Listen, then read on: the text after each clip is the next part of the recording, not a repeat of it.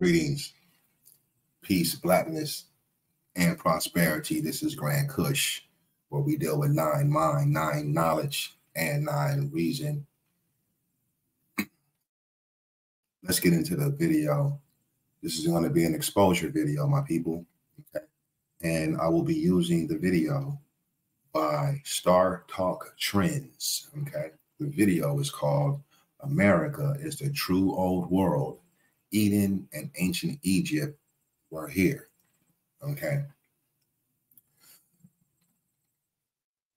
First, let me put you into an unknown secret that's really known. Okay. Egypt was not originally in America. Let me say that again, because some people may have not have wanted to hear that or didn't hear that. Let me say it again. Egypt was not originally in America. Now, I'm going to show the first part of this video, which is very interesting. The dude who was doing the video, okay, this is a pieced up video with Star Talk Trends. Okay, he is equating the Nile to the Mississippi River. Okay. And he has a Bible verse that goes along with it that may lead you to believe that the Mississippi River is the original Nile. Okay. And then after that, which is what I'm going to concentrate on, is because you got to really be checking out this false news out here. You really got to be doing your research, right? Or you will be misled. Okay. The second part of the video that I'm going to display is talking about the Chicago World's Fair. And the person presenting this information is trying to let you know that Egypt was originally in America by way of using this World Fair. So let's get into the video, and then we'll proceed from there. Like, subscribe, share the video, and comment, and tell me what you think.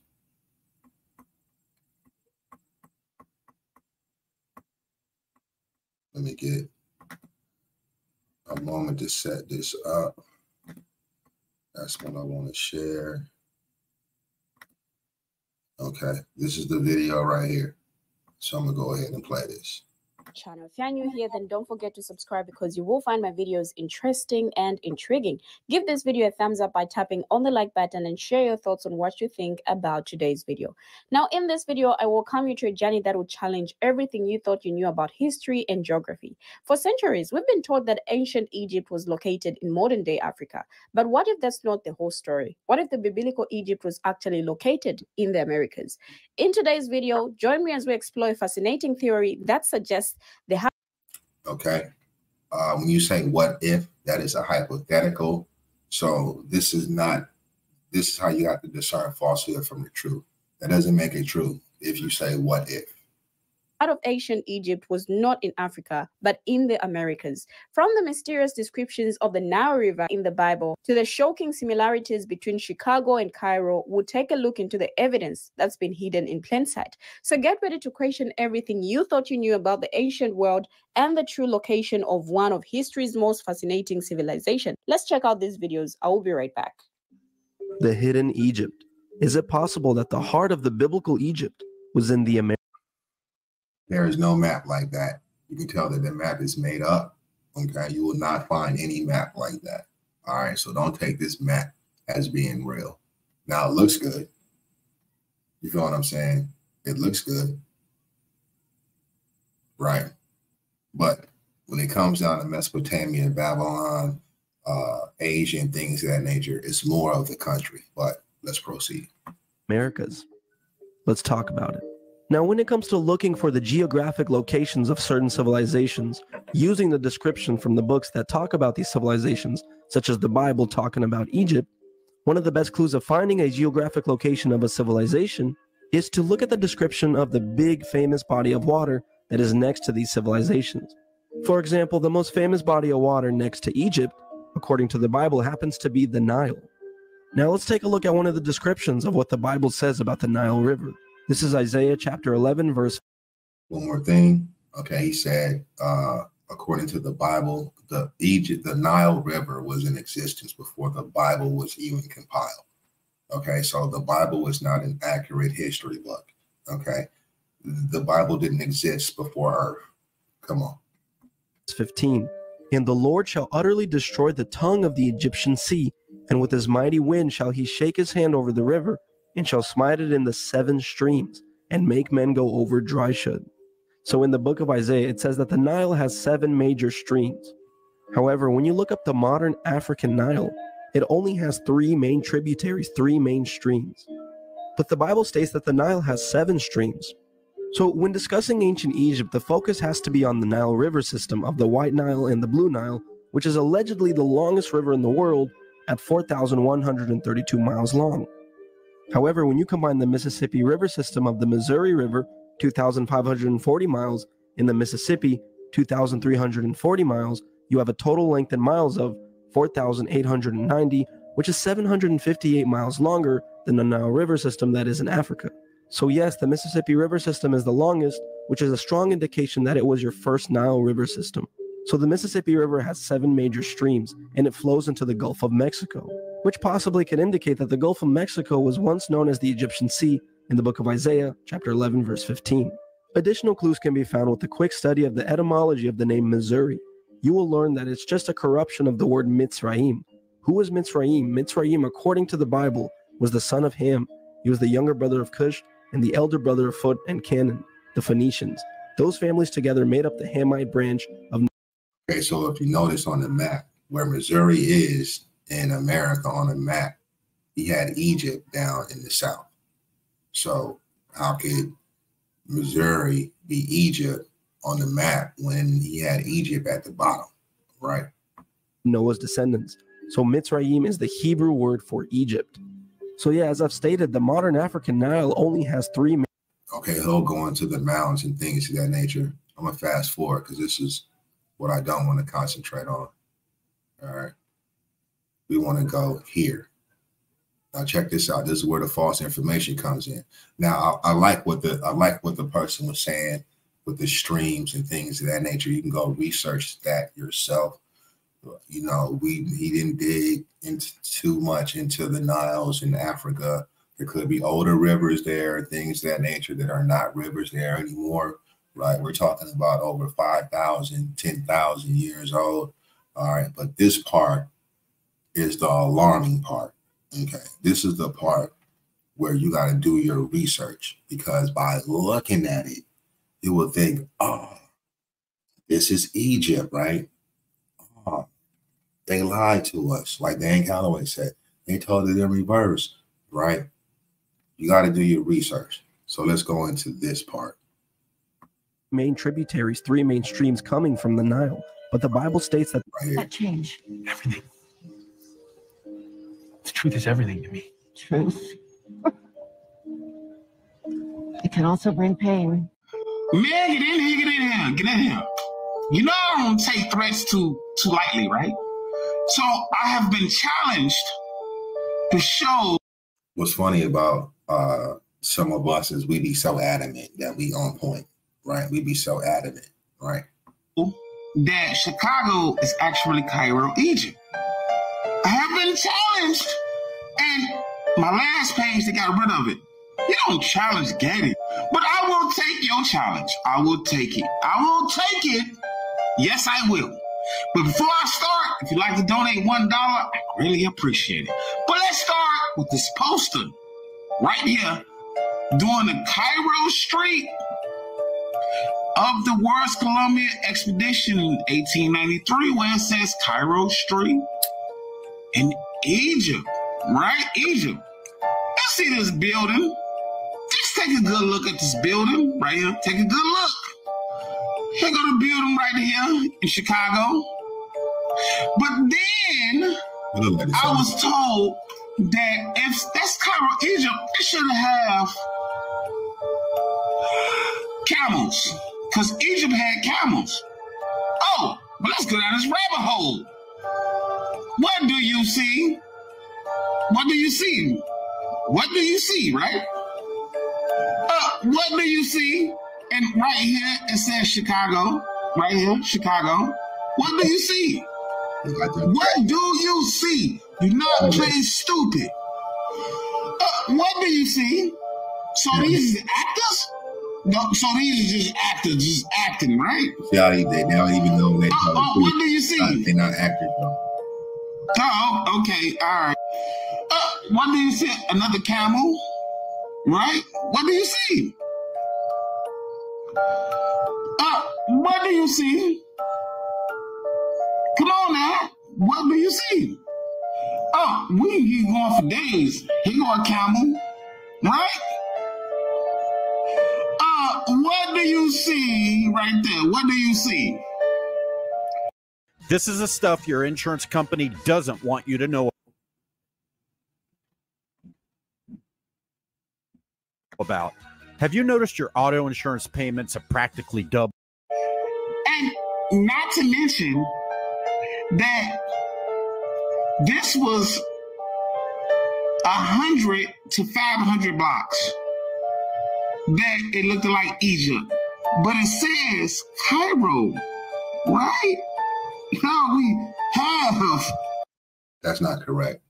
It wasn't 100 to 500 blocks, right? We have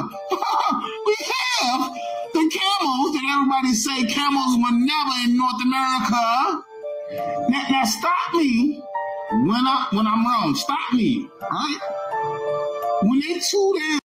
Okay, he said stop him when he's wrong. So I'm gonna go ahead and do they it. chew down on. So let's go into the 1893 World's Fair, Columbian World Fair, about the Cairo aspect of it, the Cairo Street. Boom. Okay.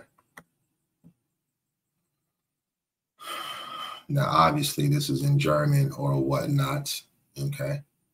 You see the Egyptian Arabic at the top. Okay. You see projects. Okay. Let me deny that. Let's blow this up.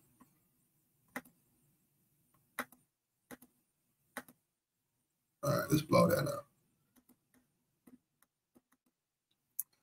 Okay, Cairo Street at the World's Columbian Exposition in 1893 at Chicago, 2012. Okay.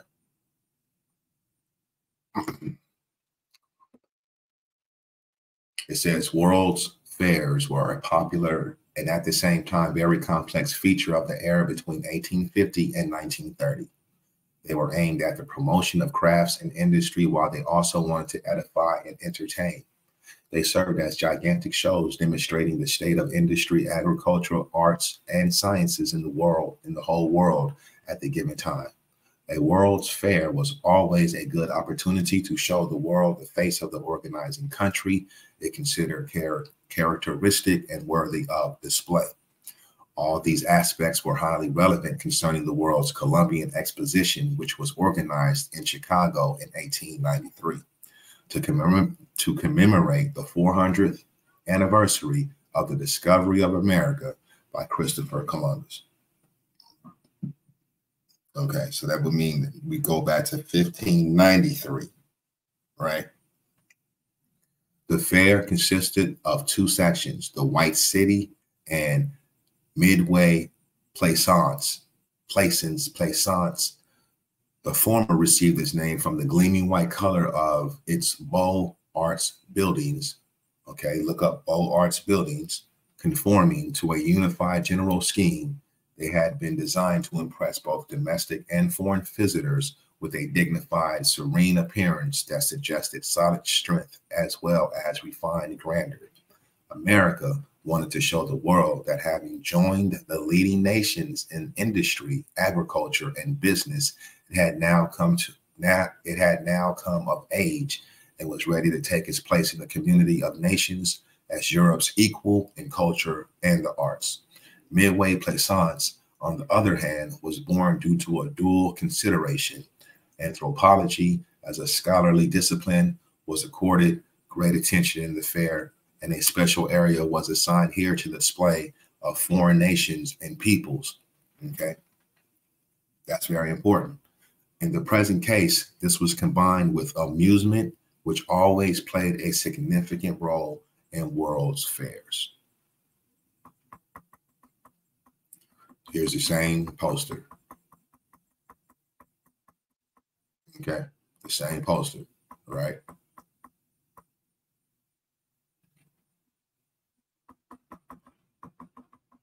Okay, let's continue. It was on Midway Plaisance that within the framework of the exposition of foreign populations and their cultures, Cairo Street was realized. The basic idea was not new. What created a real sensation in Chicago was the high level of quality of execution. In accordance with an idea widely popular at the time, Cairo Street was not erected as a faithful replica of any particular street in Cairo in toto, but combined 26 distinct buildings of Arab Islamic style, some of which were more or less accurate copies of well-known monuments or of their parts, into a harmonious whole, reproducing the city's atmosphere and giving the illusion of a real street in the Middle Eastern metropolis. This don't sound like it was real. This don't sound like Egypt was really in America, in Chicago. But let's continue on. Fully aware of the importance of a World's Fair for propaganda purposes.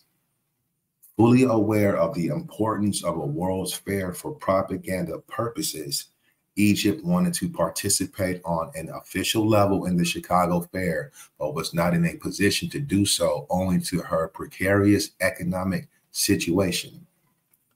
Thus, Cairo Street was realized as a private project by manager Georges Pangelo, who succeeded in securing the cooperation of Max Hertz, chief architect to the Comité de Conservation des Monuments des Arts Arabes, the official state agency responsible for the preservation of Arab Islamic monuments in Egypt. Hertz, at the time, was the foremost authority in the field in question.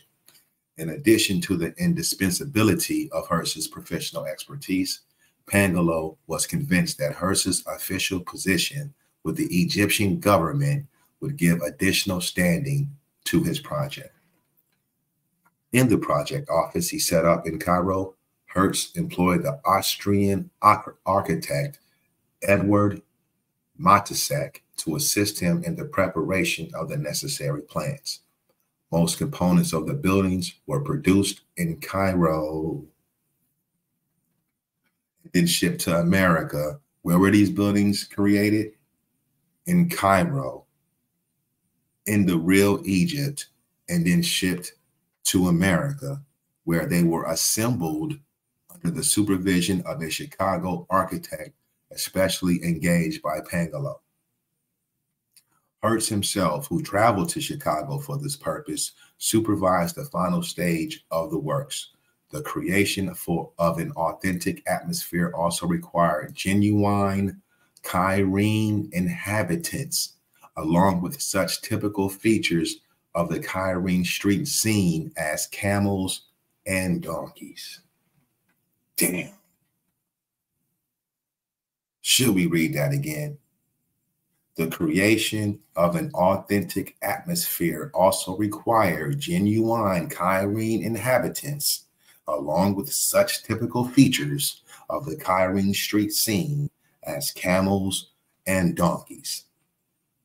They would then participate in social events characterizing Cairene life, such as wedding processions, among many others. The great sensation of earlier similar ventures, the Dance des Ventres, could not be missing from Cairo Street either. It was easy to hire authentic Cairene types, but Pangelo experienced unexpected difficulties in securing the services of female dancers.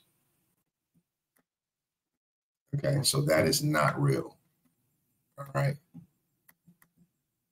And here's more. All right. Okay. So a replica of Abd al-Rahman Kadkuda's picturesque Sabil Kutab, one of the landmarks of Cairo's old city, stood in the center of Cairo Street. Okay. So let's go back up. You see that? A replica of Abd al-Rahman Kadkuda's picturesque Sabil Kutab. Right? And then you see that right there. Abd al-Rahman Kadkuda Sabil Kutab. So this is the poster that he used. So that is an actual building in Cairo, not in Chicago. Okay. So you got to check. You got to check this false information, man. And why these people are trying to make America, Africa, I don't know. Right? I don't know. But hey, man, it all started in Africa first.